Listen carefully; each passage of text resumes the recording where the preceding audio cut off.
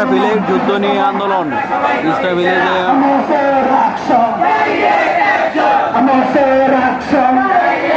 আমাদের ধনবাড়ি উপজেলাতে